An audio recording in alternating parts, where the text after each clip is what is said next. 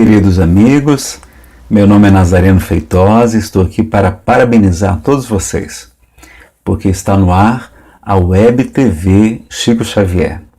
Enfim, uma grande notícia saber que temos companheiros dedicados aí de Campina Grande. Mandar um grande abraço ao nosso querido Ivan Farias e parabenizar por essa iniciativa tão nobre. Porque se a gente divulgasse mais a doutrina espírita, será que nós não teríamos um mundo melhor? Com menos suicídios, menos crimes, menos abortos, menos corrupção. Será que os corruptos, os que se deixam corromper, fariam da mesma maneira tudo o que fazem, se soubessem que a vida prossegue e que responderão pelos seus atos? Quantas mãezinhas sofrendo porque um filhinho retornou ao mundo espiritual? Quantos médiuns com a mediunidade torturada? Quantas pessoas padecendo obsessões graves que poderiam obter auxílio também na doutrina espírita? E, sobretudo, a questão dos suicídios que nós poderíamos evitar. Então, parabéns a todos vocês, aos amigos aí de Campina Grande, que essa TV Chico Xavier seja um grande sucesso, porque a vida deste homem é extraordinária. Falar de Chico em uma palestra é impossível. Nós precisamos realmente de uma rádio, de uma TV, falando 24 horas, todos 7 dias por semana, para poder cobrir um pouco dos muitos lindos casos de Chico Xavier, de tantas lições, de tantos ensinamentos, para falar das suas obras extraordinárias, enfim, tanto conhecimento que é luz para a humanidade.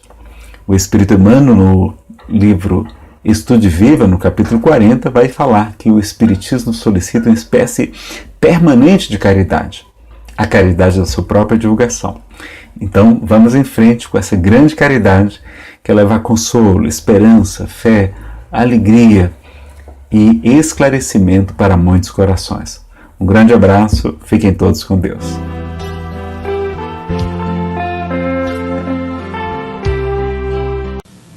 Muita paz, que Jesus abençoe a todos nós que aqui estamos, e agora nós encarnados aqui e os encarnados aí, e os novos companheiros da TV Rádio Chico Xavier, que nos ouvem e que nos ouvirão. Que Jesus possa abençoar a todos.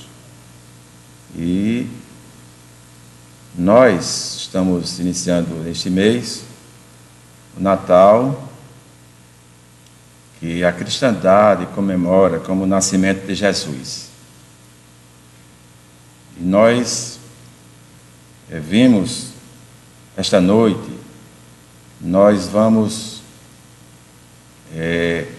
falar um pouco deste acontecimento que nós cristãos adotamos para homenagear e festejar o nascimento deste que é nossa figura maior do cristianismo, da doutrina espírita, porque a doutrina espírita é o Consolador prometido por ele, por esse enviado dos céus. E vimos assim, as narrações, os estudiosos que veem o Natal, alguns dizem assim: o Natal da atualidade é uma festa pagã que os cristãos se inseriram nela ou adotaram esta festa pagã, pois esse acontecimento do Natal remonta a muito tempo, antes mesmo do nascimento do Cristo, há 7.000 anos, que as populações antigas se reuniam para festejar a data do início de um período de colheita. E eles faziam homenagens nessa época. Mais tarde essas comemorações, puxando agora para a Roma antiga ou mais remota dos nossos tempos, eles festejavam, faziam festa nesta época do Natal, ou melhor, do fim do ano, para homenagear um deus, o deus Mitra, um deus persa, e que eles homenageavam com muita comida, as famílias trocavam presentes, e os romanos, eles que dominaram muitas regiões, trouxeram também para Roma o culto ao deus Dionísio, que era aquele deus do vinho e o deus da vida mansa. Então, era uma festa pagã. Mais tarde, um historiador, Joséfos, ele deu uma inserida naquela data para festejar, comemorar o nascimento de Jesus, porque os cristãos antigos, eles só comemoravam mais, segundo os historiadores, não temos registros em outros livros, a paixão do Cristo, na Sexta-feira Santa, e a ressurreição, quando ele ressurge 3 dias depois da crucificação. E o nascimento não era comemorado. Então, mais tarde, como Joséfos insere essa data cristã para atrair novos fiéis para o cristianismo. E tem a história do surgimento da árvore, do Natal, dos presentes, que pode ter sido essa, uma tradição da troca de presentes entre as famílias, e aquela questão do Papai Noel. O Papai Noel que surgiu, segundo a lenda, uma cidade da Turquia, Mirra. Então, havia 3 jovens irmãs, 3 donzelas, e que elas queriam casar, mas não achavam com quem, e estavam projetando para se prostituírem, porque não tinham o que fazer, não tinham como casar, não tinham dotes. E então, uma noite, alguém joga um saquinho de moedas. Uns dizem que foi pela chaminé, mas alguns dizem que foi pela janela mesmo. E elas pegam aquela moeda de ouro. No outro dia, na outra noite, de novo, outra sacolinha com uma certa porção de ouro. E na terceira noite também, 3 noites. Então, cada uma ficou com um saquinho de ouro, e aquele saquinho de ouro evitou que elas fossem serem o que não queriam ser. E daí, com esse dote pequeno de ouro, elas conseguiram um casamento e foram gratas a esse personagem anônimo que depois a história revela como um bispo lá da cidade chamado Nicolau, que mais tarde é canonizado pelo Papa como Santo Nicolau e se tornou o símbolo do Papai Noel e o símbolo também dos presentes colocados pela chaminé para as crianças. Mas neste Natal, que para os cristãos que vivem o real nascimento de Jesus, nós queremos contar uma história que surgiu através de uma psicofonia, um espírito que se comunicou através desse método de psicofonia e contou a sua história, que nós achamos muitíssimo interessante. E essa ideia de adaptar a historinha à doutrina espírita, nós vamos trazer para cá essa historinha e pedindo a este espírito generoso, que nós vamos contar a história, mas essa história nós vamos colocar a nossa tinta. Vamos utilizar os pincéis da nossa palavra, do nosso estilo, da nossa forma de falar e de explicar. E a nossa maneira de fazer a narração. E como também com os ingredientes dos nossos sentimentos, das nossas emoções que vocês não vão ver o Espírito aqui narrando, mas eu mesmo, Josemar, que vou falar sobre esta carta psicofônica, ou melhor, esta fala psicofônica em que ele trouxe a sua mensagem. Então, qualquer coisa que haja, que dificuldade, embaraçosa, fica por conta dos pincéis e das tintas que eu vou utilizar. A minha história é de uma pessoa simples. Eu nasci pobre. Não conto essa história para me gabar, nem tampouco para me colocar melhor do que os outros. Conto-a para dizer a todos o quanto Deus é bom, o quanto Deus é misericordioso. Conto porque tudo para mim foi Deus que me deu. Nasci no interior, vivia uma vida pobre, fui um citeiro, morava no sítio, e desde pequeno que eu ia para a roça, acompanhava os meus familiares. A enxada era o meu instrumento de trabalho.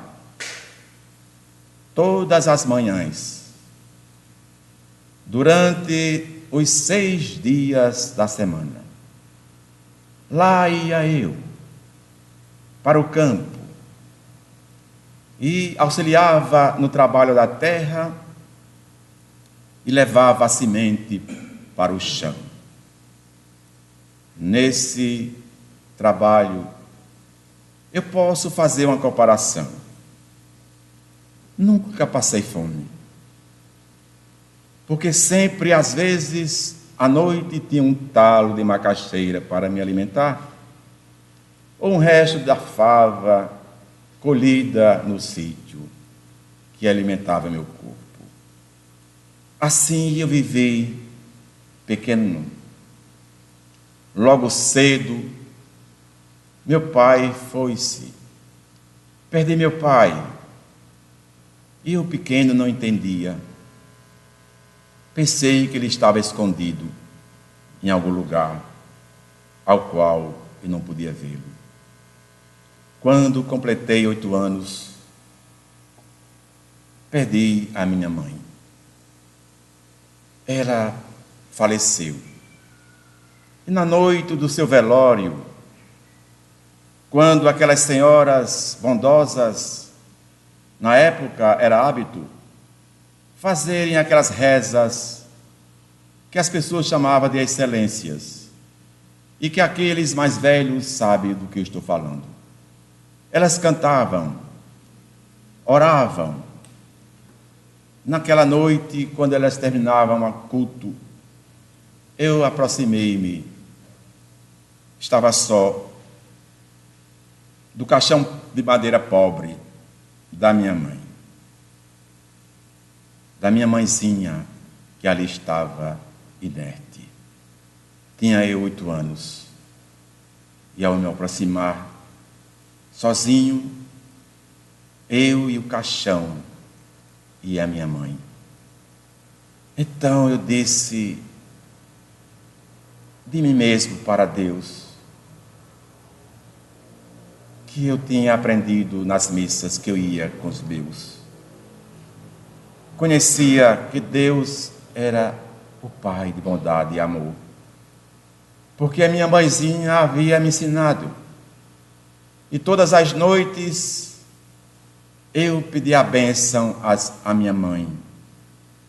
E quando meu pai, ao meu pai também. Aproximei-me e disse: Deus, o que estás fazendo comigo? Eu ainda sou menino. Levaste o meu pai e agora a minha mamãe também?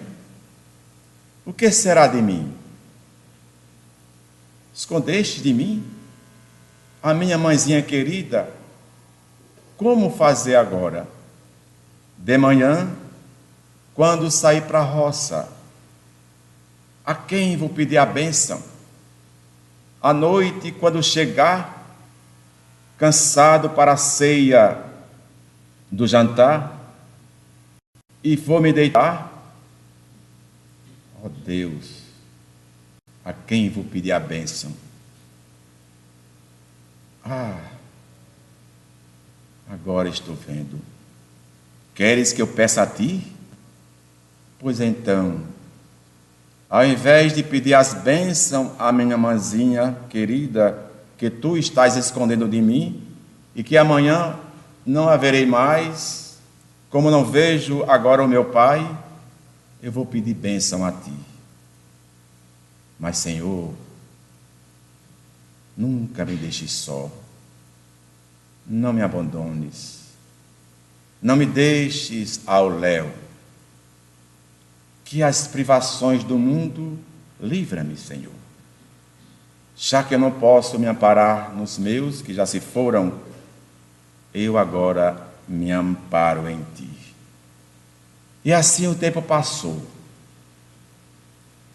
Aos domingos, eu ia para a pequena localidade próxima ao meu sítio, não muito perto, mas dava para ir.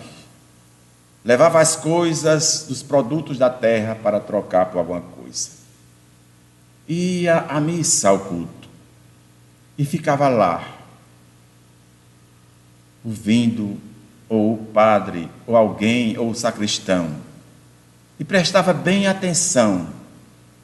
E quando ele dizia alguma coisa, eu me comportava como, às vezes, quando eu ia pescar com meu anzolzinho. Jogava um anzol no pequeno açude do meu sítio e vinha um peixinho que alimentava meu corpo. Assim eu fazia com o que o padre dizia. As palavras que ele pronunciava, eu guardava como aquele peixinho que alimentava meu corpo. E a minha alma se alimentava daquela palavrinha. E eu aprendi muito daquilo. O tempo passava, cresci, fiquei jovem, mas eu não tinha vontade de ter noivado, namoro. Eu era um pouco feio. Mas mesmo assim, as moças e donzelas das redondezas, algumas delas me admiravam e achavam que eu era muito bom, o que eu não sou. E as minhas roupinhas eram roupinhas simples. Os rapazes se vestiam elegantemente. E naquela época, eles eram cavaleiros, usavam os animais para se transportarem, esporas brilhosas, e que eles fincavam no dorso, nos lombos dos animais, e eu ficava com tanta pena daqueles cavalinhos arranhados, das esporas daqueles rapazes. E quando eu passava a mão, eles me chamavam de matuto, porque eu tinha pena dos animais, que eles fincavam as esporas. Mas as minhas roupinhas eram simples, mas eu sempre tinha minhas roupas.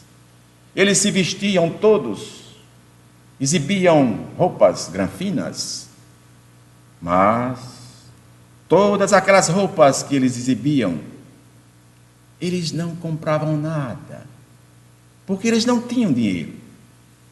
Eram dadas pelos seus pais. É por isso que as donzelas me admiravam. Porque o calçado que eu estava no meu pé, simples, não era meu pai que me dava. Era eu que comprava com o dinheiro que eu ganhava, com as coisas que eu vendia. Todos os ingredientes que eles se apresentavam eram os pais que davam, enquanto a minha camisa, os meus pés, as minhas calças, o meu cinturão, o meu chapéu, eram fruto do meu trabalho. E assim o tempo passou.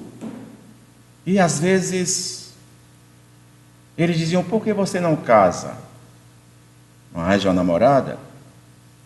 E algumas se aproximavam de mim, mas eu logo me desvencilhava. Mas isso não quer dizer que eu não aprovo o casamento, eu aprovo sim. E aprovo muitíssimo. Quando duas pessoas se encontram pelos laços do amor, devem se casar.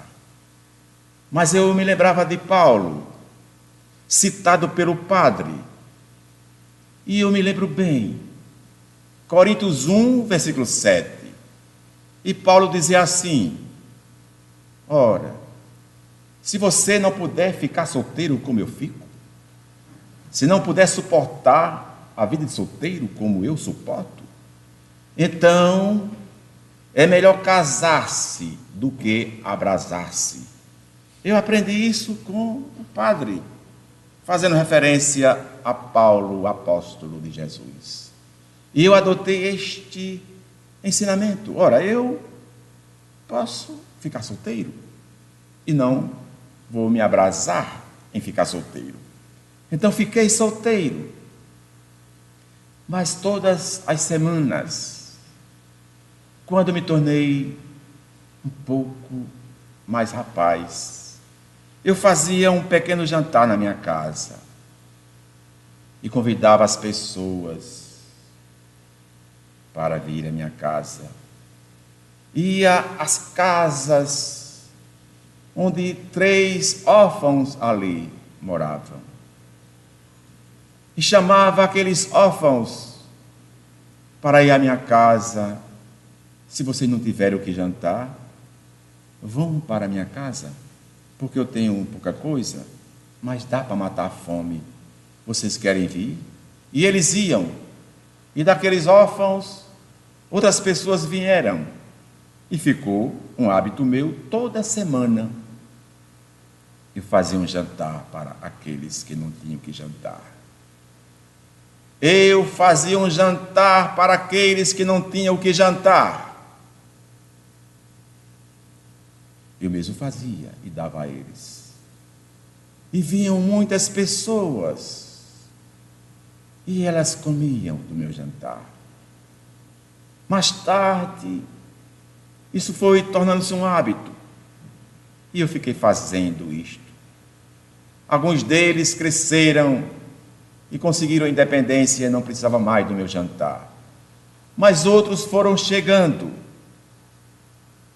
E depois, quando eu estava assim, eu fui para uma missa e vi o padre abrir o livro luminoso e ler esta página: mas quando deres um banquete, convida os pobres, os aleijados, os mancos e os cegos.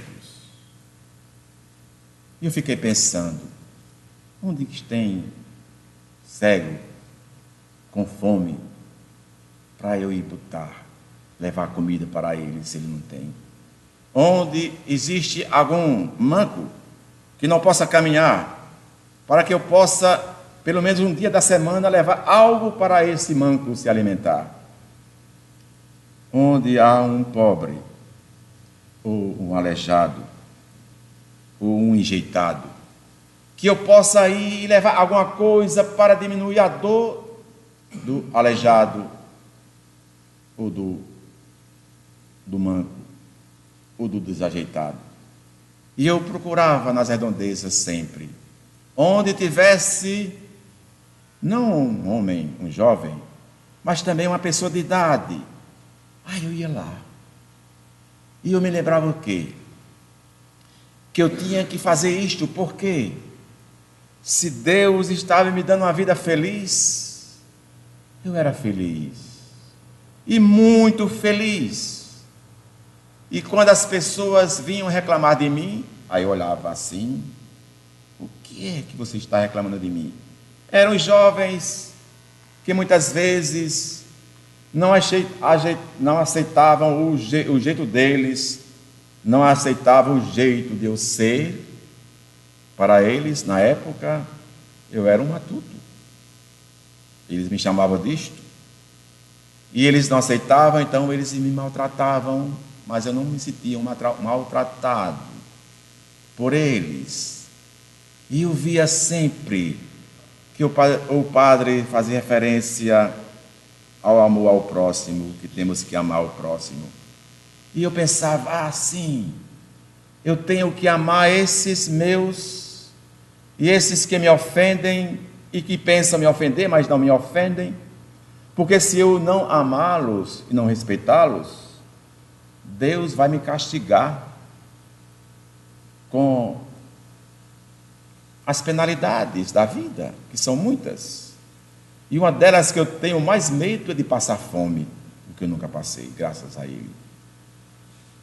Então eu respeitava os jovens, os velhos, as pessoas. Tinha um mau respeito aos animais, cuidava deles. Onde eu morava, cuidava das árvores, dos meus pomares, porque os meus pomares tinham sempre uma fruta para degustar e para dar também àqueles que vinham. Tudo fruto desta misericórdia que Deus colocou nas minhas mãos, que são as minhas próprias mãos. Assim, olha, amanhã no Natal, tal dia, venham que eu vou fazer o jantar. Se vocês quiserem, pode vir. Quem quiser me ajudar, pode vir. Não é obrigado a me ajudar. Mas quem quiser, pode vir, será aceito a ajuda também. E alguém vinha, uma senhora vinha, outro vinha. E eu fazia o jantar. E as pessoas iam para a minha casa jantar, comer do pão que Deus me concedeu, da minha simplicidade, do meu trabalho, o trabalho que Deus me deu, o pão que eu, abençoado, digo, porque foi Ele que me deu. Então as pessoas vinham e ficavam ali, e eu sempre olhava, onde haja um necessitado maior de mim, aí eu estaria ali. Quando alguém dizia, fulano está doente em casa, não pôde ir, eu pegava, depois terminava tudo, juntava umas coisinhas e ia deixar aquele que não podia ir. E eu ia. E quando eu ia, eu sentia muita coisa boa dentro de mim. Isso o tempo passou. E nesse tempo, eu fui crescendo, me tornei adulto, mas também não vivi muito tempo. Meu corpo era saudável. Parece que uma vez eu vi um rapaz falar sobre efeito placebo. O que é isso? Aí disse, olha, é aquele efeito que se dá quando você toma uma coisa sem nenhuma propriedade farmacológica e aquela coisa faz efeito sobre determinada enfermidade que você possui. O efeito placebo pode ser também a expressão da fé. Ela tem várias qualificações. Você pode ter fé que alguma coisa vai lhe curar e você procura aquela coisa e realmente você é curado porque você tomou aquela coisa. Então eu achava o seguinte, que o efeito placebo em mim era o meu otimismo. Eu não dava vaga para tristeza nenhuma. Logo cedo perdi meu pai e mais tarde a minha mãezinha. Mas eu não dava folga para a preguiça. Se ela me buscava e dizia, olha, não disse meu nome, vou dizer agora. Meu nome era Zé. Zé, Não vá agora, fique em casa. Eu dizia, eu? Não, eu vou, eu preciso ir. Fica aqui sentado, Zé. Vai mais tarde. Não, eu tenho que ir agora. Porque se eu não for agora, mais tarde estarei cansado de ficar aqui sentado. E eu ia. Então não dava folga para a preguiça. E quando um mau pensamento chegava em mim, aí eu dizia, Zé, cuidado, não é assim. Lembre-se que o padre falou que você tem que ter bom ânimo, que Jesus disse que, filhinhos, eu venci o mundo, vencei-o também, tem de bom ânimo. Aí então, aquela, como eu disse, do peixinho, estava ali. E eu me alimentava com aquela lição e não ficava triste. Não, eu não dou vaga para você. Então, eu vivia a vida assim. Então, eu acho que o efeito placebo era este. Eu não adoecia. Era saudável, mas mais tarde eu caí de cama. Mas eu vi que ia passar pouco tempo ali, naquela cama. As pessoas vinham me visitar, não foi muito tempo que eu passei ali. E eu notei que minhas forças se esvaíam aos poucos.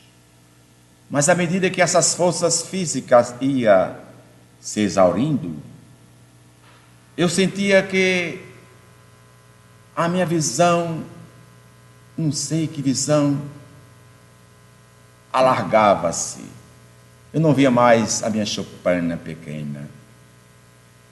Ao olhar para o meu quarto, não via mais as paredes do meu quarto. Procurava.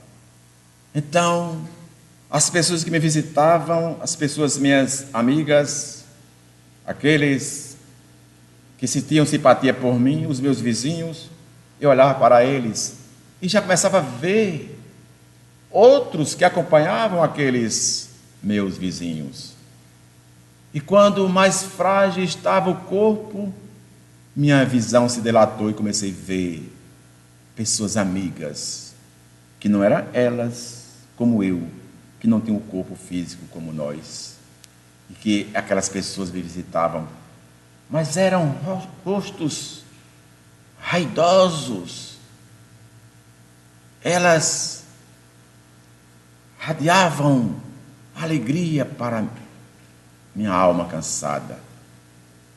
Porque naquela época o meu corpo cansava, doente, e aqueles rostos apareciam, aquelas pessoas que elas traziam luzes, e eu não entendia.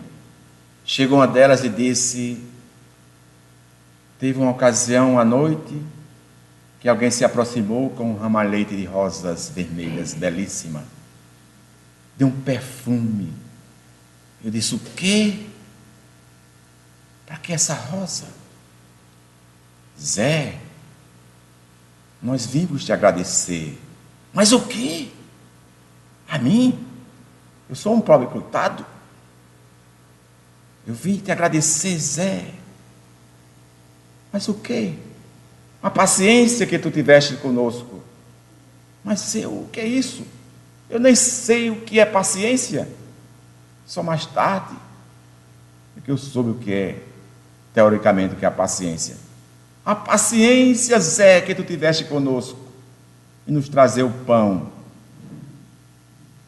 que alimentava o nosso corpo. Aí chegava outro ramalhete de rosas. Zé, aqui está, Zé. O quê?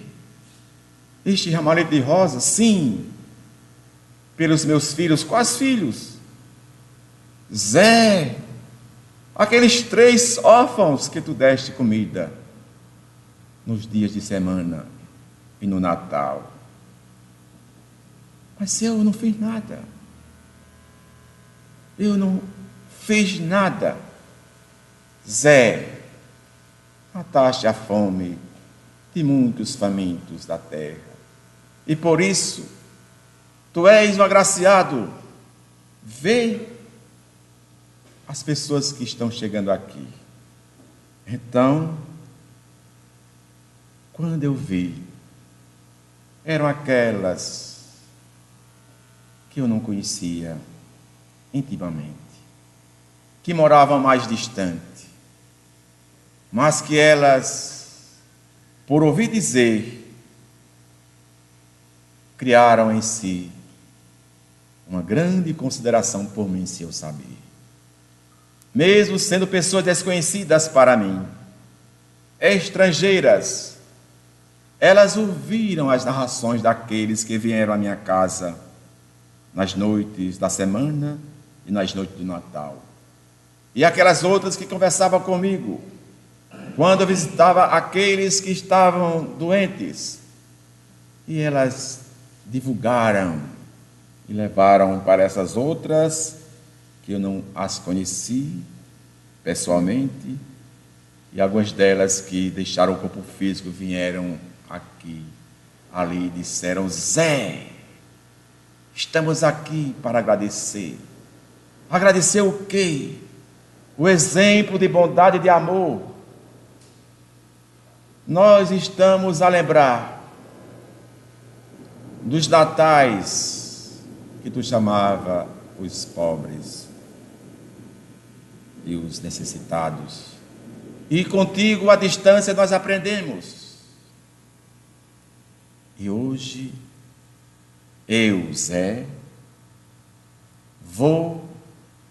trabalho com muitos grupos, visito as casas, as choupanas, as misérrimas casinhas dos subúrbios das grandes metrópoles, como das pequenas, das vilas e das favelas, mas vou também às mansões e às casas de outros, das classes que vós chamais de média, e vejo o jantar, o do Natal, esbanjando alimentação e comida.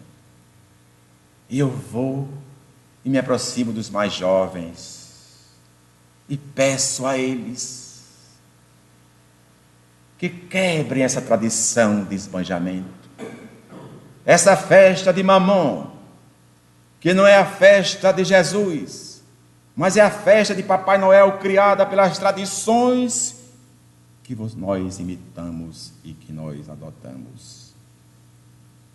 Porque Jesus pede que nós busquemos, quando deres um banquete, os pobres, os coxos e os estropiados, os aleijados, os desajustados, os que passam fome, os que não têm, os que não podem e os que não conseguem. Mas aqui eu falo para os jovens: preste atenção a este banquete.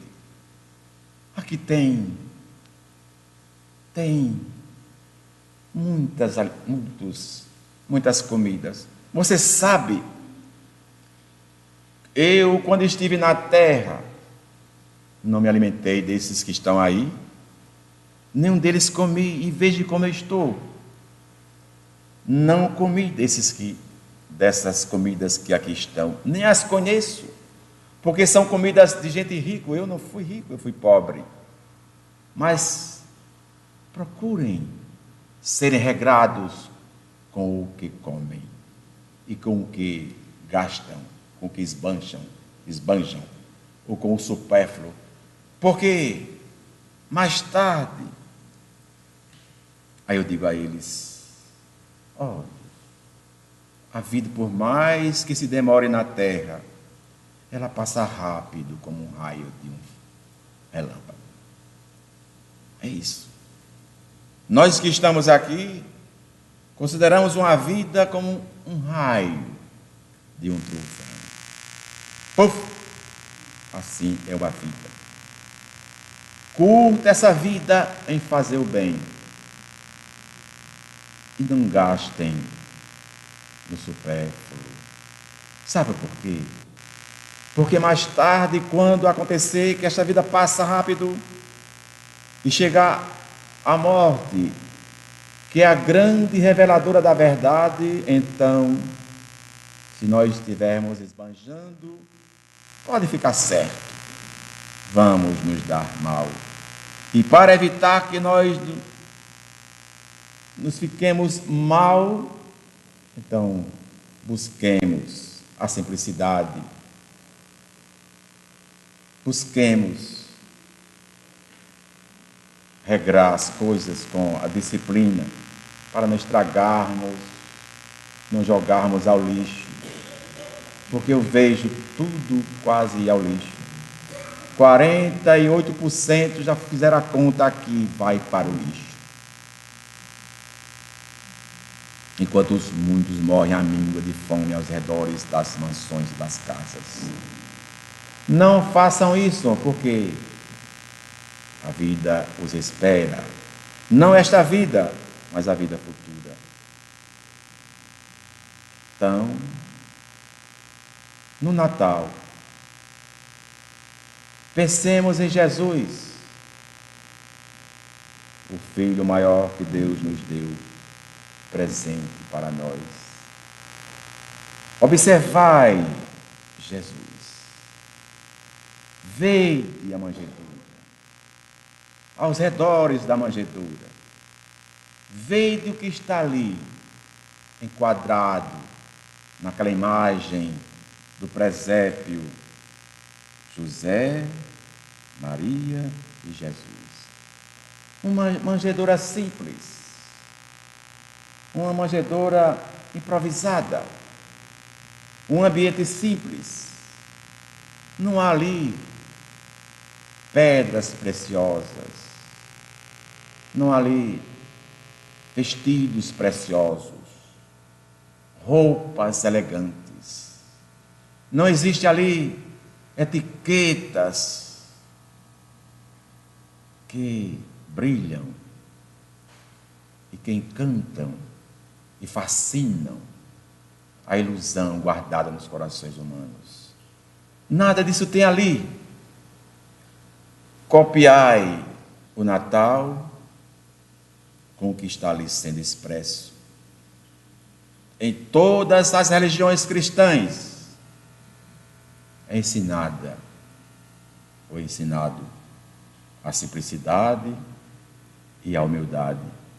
Vede a imagem e o fundo e aprendei nela, porque transformai esta imagem, esse fundo do surgimento de Jesus na terra, como um novo renascer nosso, como a nossa irmã aqui falou na prece, que cada momento é momento de um novo começo.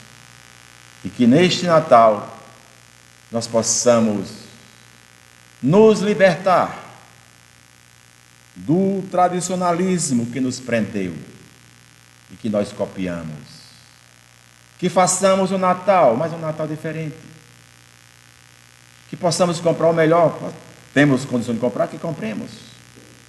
Mas que não esqueçamos aqueles que choram, que estão tristes, que se acham órfãos, que se acham abandonados, que se acham sozinhos no mundo. Procurai-os, porque assim fazendo, eu fiz, sou feliz porque fiz assim. Que Jesus nos abençoe. Muito obrigado. Muita paz para todos.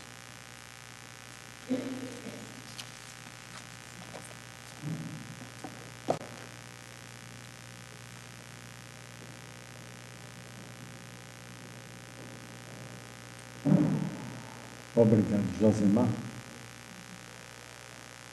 pela inspirada história. E por que não dizer, desses exemplos existem muitos.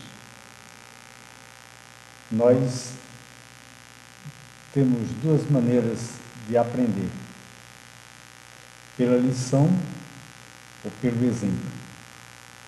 Tem pessoas que têm um procedimento tão exemplar que a gente imitam.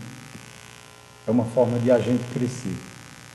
Outras pessoas, ao contrário, cometem erros e deles nós podemos tirar a lição, que também é um aprendizado. Estamos enriquecidos. É uma história de sentimentos e, por que não dizer, um desses exemplos que deve ser seguido. A simplicidade acima de qualquer coisa, mas é a simplicidade que ensina. Não é preciso ouro, não é preciso